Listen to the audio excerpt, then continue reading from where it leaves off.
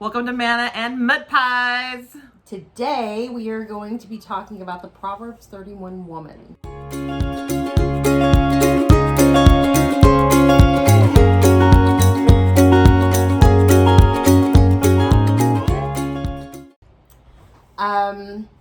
I thought of this because some years back I had done a blog series about the Proverbs 31 woman, breaking it down. We've all heard, her worth is above rubies and things like that. But I don't know about you, but I compare myself to her. So I was always coming up lacking. That's too high of a bar. I haven't even gone there. Yeah. I have too many other bars to reach first. So I got to really reading the latter part of Proverbs 31. And there was one phrase in there. She and I actually read it together before we started this video. She totally missed it. I didn't even catch it. She's the one that showed So, I've got to get it up here so I can make sure. I didn't even know what Proverbs 31, when she said Proverbs 31 women, I was like, who's that? Yeah. Because I remember the story of, who can find a virtuous woman, but I didn't know where it was at or that it was, anyway. Right. This is the difference between Southern Bible women and right. Western. So it talks in here in verse 15, and this was the phrase that she completely missed. But it says at the back of verse 15, it says, and giveth meat to her household and a portion to her maidens. So I am not a biblical scholar, but to me, that's talking about people, women, who helped her accomplish all the things that she accomplished. So she didn't do it all by herself? Right? Can you believe that? What? But today, we expect ourselves to do everything. Or we compare ourselves to people who we think are doing everything. Right. So when it talks about giving a portion to her maidens, that tells me, because it doesn't say anything in there about how she washed her own clothes, right? So back then, washing clothes took how long? I'm thinking hours. I don't even want to think about it. They had like a whole day that they would do their laundry. A washing day. Right. And today it takes, 5 minutes to switch out laundry? Well, it depends on if you wait until every item is dirty in your house or That's if you true. do it daily. You may have a washing day today. I know. And that's okay. Especially if you just use the couch mound as your, folding is optional. There's clothes on the couch. Everyone come down and fetch whatever's yours. Right? And then the towels are left, and then you have to cycle through. Okay, whose turn is it to do towels? What is up with the towels? Right? Like, has anyone ever heard of using a towel more than once? See, my husband and I have this fight all the time. He's got one towel he uses all week, and I'm like, ugh. Because you don't know, you may have missed a spot scrubbing the undercarriage. You know what I'm saying? I'm just saying. How are you going to use it for a week at a time and you don't know? You may have missed a spot. You just ruined that for me. Now I'm going to have to wash my towel every day. Goodness gracious. So. No, but seriously. 5 kids. Right. Anyway, squirrel, sorry. Okay. So. I'm just talking real life here. Even if we just talk about laundry, she had so much more help that it doesn't, all the scriptures that we read, everything in the Bible, everything, if you, believe the Book of Mormon, if you read that, if you read Doctrine and Covenants, whatever, whatever, your religious books are, there are so many things that are still unsaid. We get this perfect picture of, and I love how he talks about in the beginning of describing her about all the things she does. She waves her tapestry.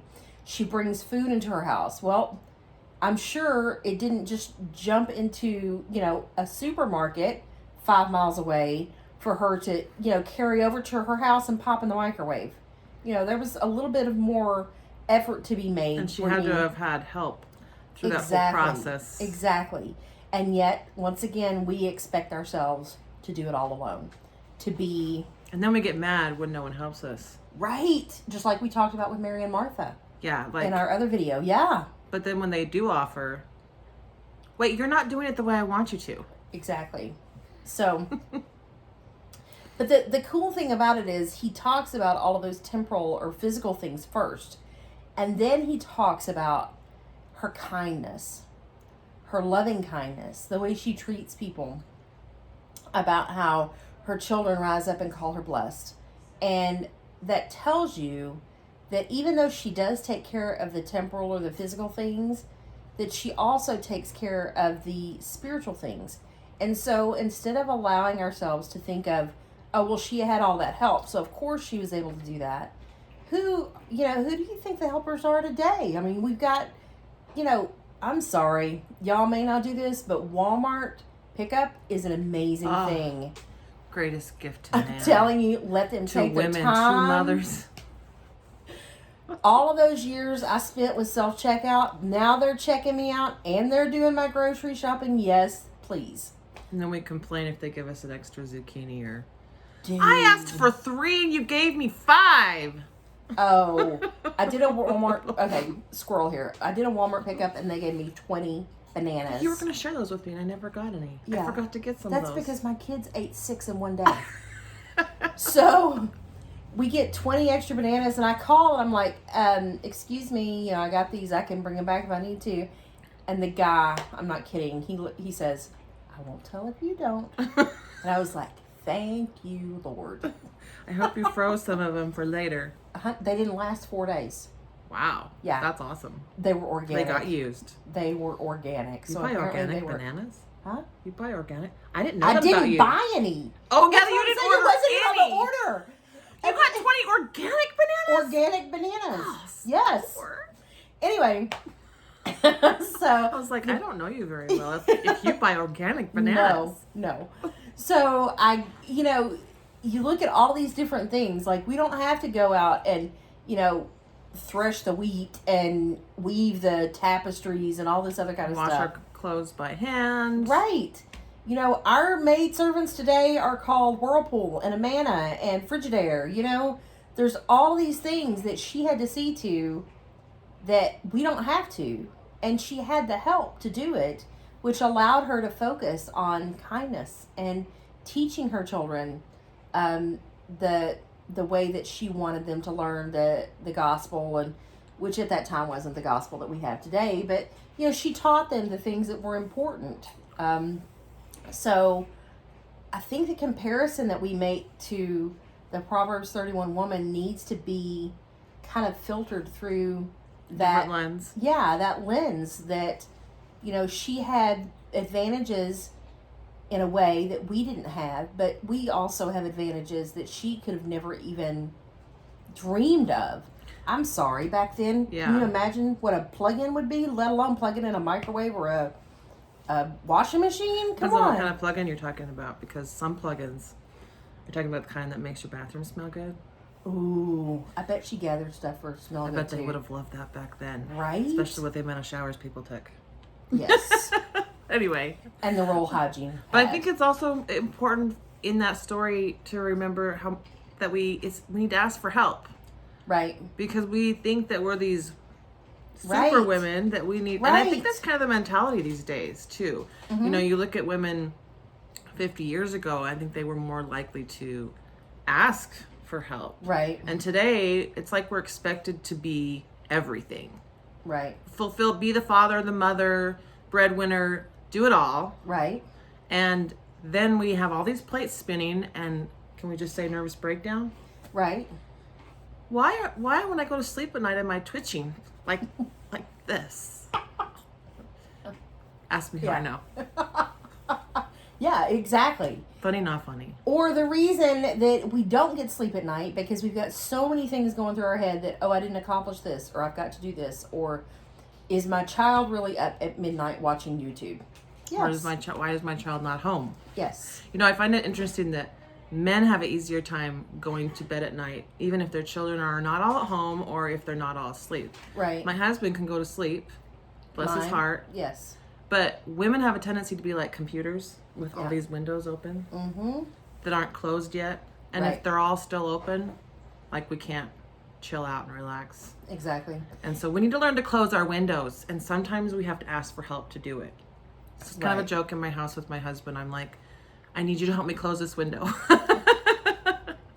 Because can't rest until it's closed. Can you please be my knight in shining armor. And I had a friend once tell a story about a woman who was driving in her vehicle with her husband with the child in the car seat in the back, and they kept hearing this whistling sound like the door in the back wasn't shut tight. Well, the husband was like, it's shut tight enough, nothing's gonna happen. But the wife, she's got this window open, there's a door that's not shut tight, it might fly open on the highway and my child could go catapulting out onto the so he had to pull over and shut that window for her. But that's just kind of how our minds, I think, work.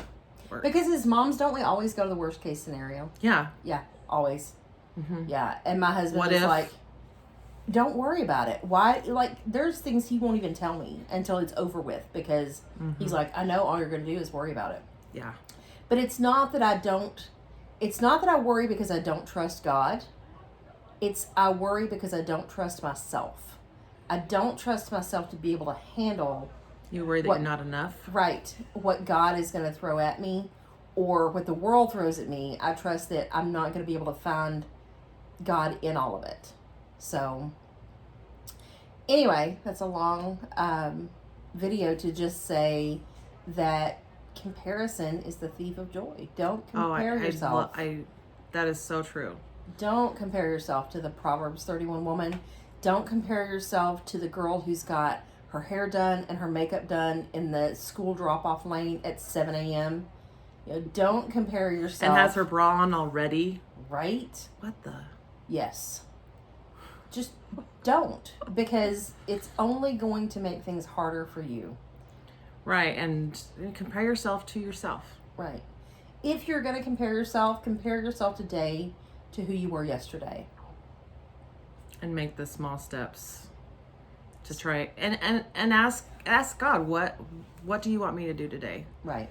And I think sometimes we're afraid to ask. I'm afraid to ask. What if Right. he tells me something that I don't want to do, like make a YouTube channel with my friend and put myself way out there? Like, I don't want to ask because then I'll feel like I have to do and I don't want to do. So I'm just not going to ask. Right. But I think we don't take into consideration that he knows us. Right. And he's not going to give us something that we can't handle. No, and it's not a situation of be careful what you ask for, because if you really need it, it's going to happen whether you ask for it or not. Just don't ask for patience. That's the only thing. No. Especially if you have children. Right. Do not pray for patience. Yes. Because then you'll have a 3-year-old that pulls the fire alarm in the middle of church. Yeah. Did you pray for patience? I did not pray for patience that day. I don't pray for you. Stop it. That's not fair. Anyway, yeah. So don't compare yourself to others. Compare yourself to you. Just the yesterday you, not the today you. And see yourself through God's lens, That's not right. through the world's. And if you have people shouting at you from the sidelines and tell them making to you feel lump off, it. tell them to like it or lump it. That's right. Lump it. Or say noted and then move on. Noted. Noted. Oh, noted. Noted. You said noted. I'm like, ooh, is that a new one I don't know? Oh, come on. No, it's like, thanks for sharing. Right. And now I'm going to do what I feel is right. Right. Anyway, have a great day. All right. Bye.